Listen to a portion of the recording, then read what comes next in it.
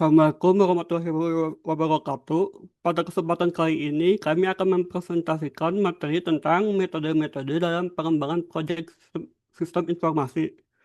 Presentasi ini disusun oleh Danindra Wardana, saya, Muhammad Lukman Hanif, dan Pamela Putri Azhara.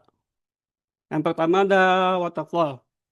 Waterfall adalah metode pengembangan perangkat lunak yang bersifat linear dan berurutan, di mana setiap tahap harus selesai sebelum masuk ke tahap berikutnya. Digunakan ketika kebutuhan sistem sudah jelas dan stabil. Kelebihan dari metode waterfall adalah prosesnya mudah dipahami, dokumentasinya rapi, dan cocok untuk proyek dengan kebutuhan yang jelas dan stabil. Ke- Kekurangannya yaitu sulit menangani perubahan kebutuhan di tengah proyek, kesalahan pada tahap awal bertambah besar pada tahap selanjutnya atau efek domino. Yang ketiga ada kurangnya fleksibel untuk proyek yang kompleks. Yang selanjutnya ada tahapan metode waterfall. Yang pertama ada analisis kebutuhan, yaitu mengumpulkan dan mendokumentasikan kebutuhan sistem secara detail. Yang kedua ada desain sistem, yaitu mendesain komponen sistem sebagai pedoman pengembangan.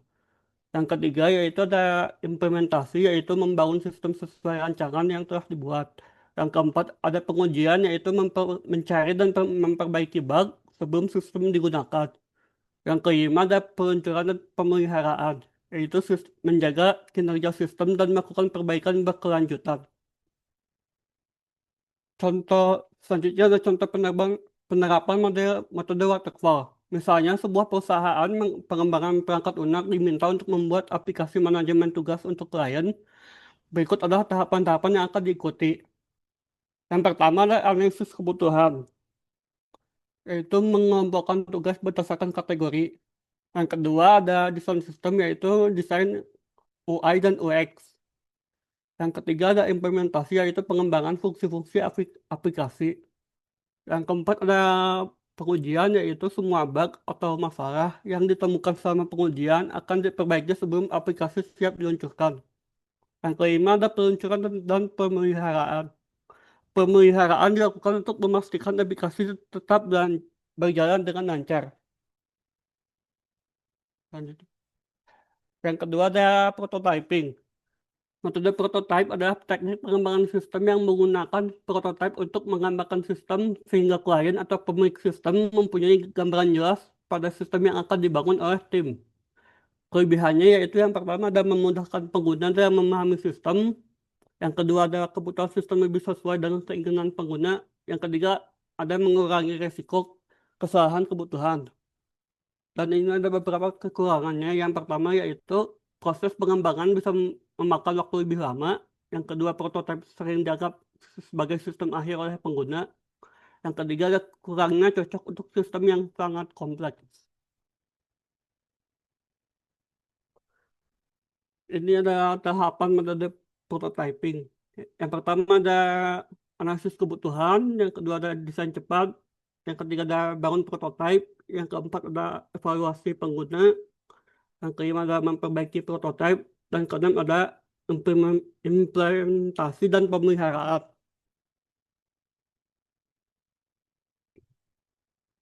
Dan ini adalah contoh untuk perbuatan prototipe pada pembuatan aplikasi mobil.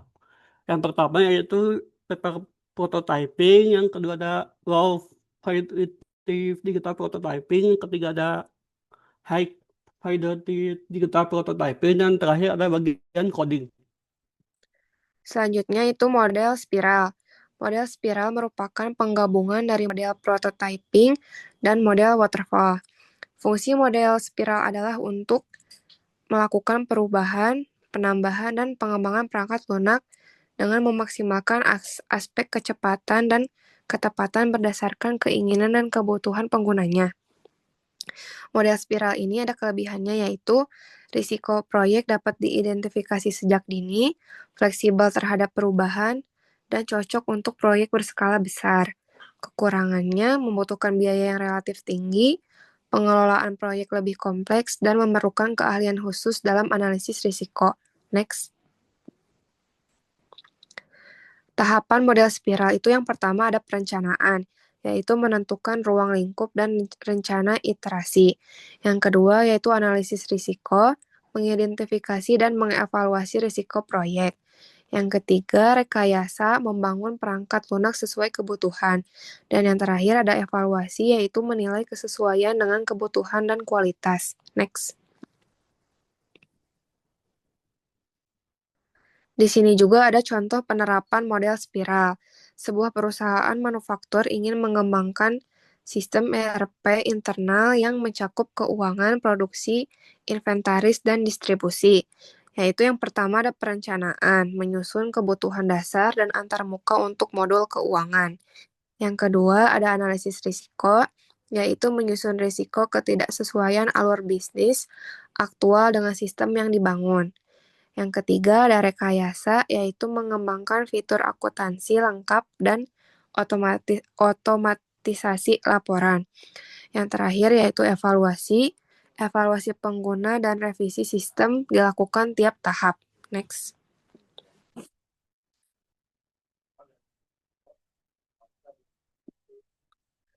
Yang keempat ada model RAD atau Rapid Application Development, yaitu metode perangkat lunak yang menggunakan pendekatan berorientasi objek untuk pengembangan sistem yang meliputi pengembangan perangkat dan perangkat lunak.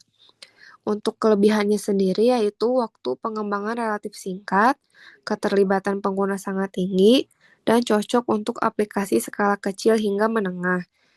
Ada juga kekurangannya yaitu tidak cocok untuk sistem berskala besar, membutuhkan tim yang berpengalaman, dan ketergantungan pada ketersediaan pengguna. Next. Di sini ada tahapan model RAD, yaitu yang pertama ada perencanaan kebutuhan, yaitu identifikasi masalah dan pengumpulan data yang diperoleh dari pengguna. Yang kedua ada desain sistem, yaitu proses desain dan proses perbaikan desain secara berulang-ulang apabila masih terdapat ketidaksesuaian. Yang ketiga yaitu pengembangan dan pengumpulan feedback, pengembangan dan integrasi dengan bagian-bagian lainnya. Selanjutnya ada implementasi atau penyelesaian produk, yaitu menerapkan desain dari suatu sistem yang telah disetujui pada tahapan sebelumnya. Next. Nah, di sini juga ada contoh penerapan dari model RAD. Perusahaan retail online menggunakan RAD untuk membangun aplikasi mobile penjualan. Yang pertama itu identifikasi fitur seperti katalog produk dan checkout. Yang kedua desain sistemnya yaitu desain database untuk produk dan transaksi. Yang ketiga yaitu pengembangan dan pengumpulan feedback, melakukan wireframe untuk UI pembelian. Yang terakhir itu ada implementasi atau penyelesaian produk, yaitu coding dengan React Native dan iterasi mingguan. Lalu untuk metode yang kelima ini ada V-model. V-model merupakan perpanjangan dari model waterfall di mana proses eksekusi model mengalir dalam V-shape atau model V ini menentukan serangkaian fase yang dijalankan secara berurutan satu persatu hingga proyek selesai. Model ini juga dikenal sebagai model verifikasi dan validasi. Untuk kelebihannya di sini ada model yang lebih sistematis dan semua fase diselesaikan sekaligus. Lalu ada perkembangan dan kemajuannya sangat terorganisir dan sistematis. Lalu untuk kelebihan yang terakhir ada sederhana, mudah dimengerti dan digunakan. Adapun untuk kekurangannya di sini ada yang pertama tidak memiliki daya adopsi dan fleksibilitas. Lalu ada sangat ketat dan paling tidak fleksibel. Yang terakhir untuk kekurangannya adalah tidak cocok untuk proyek besar dan kompleks. Untuk tahapan model V-model ini adalah yang pertama dari requirement gathering. Ini untuk fase verifikasi. Lalu ada sistem analis, software design, modul design, lalu ada source code. Lalu untuk fase validasi yang pertama dari yang paling bawah itu ada unit testing, integrasi testing maksudnya. Lalu ada sistem testing, dan lalu yang terakhir ada acceptance testing.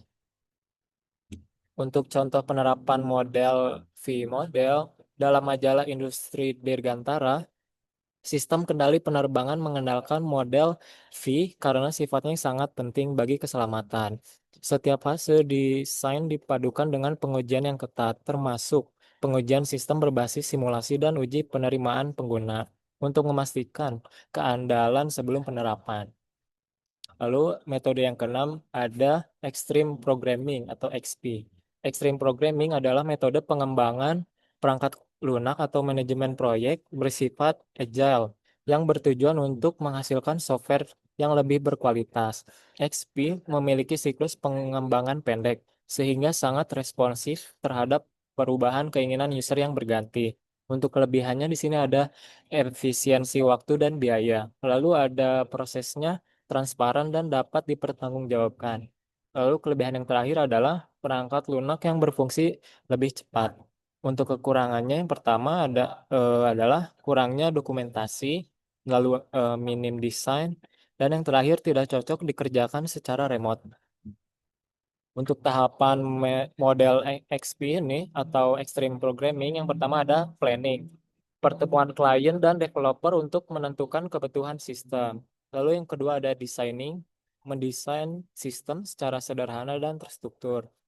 Lalu ada yang ketiga ada coding, pengkodean dengan praktik XP atau yang dimaksud pair programming, CI, dan standard code. Yang terakhir ada testing, adalah pengujian unit dan pengujian penerimaan oleh pelanggan. Untuk contoh penerapannya ada pembuatan sistem penjualan toko mainan anak yang diakibatkan karena membutuhkan waktu yang lama untuk melakukan pembelian, kurang efektif serta perlu mengantri untuk membeli barang.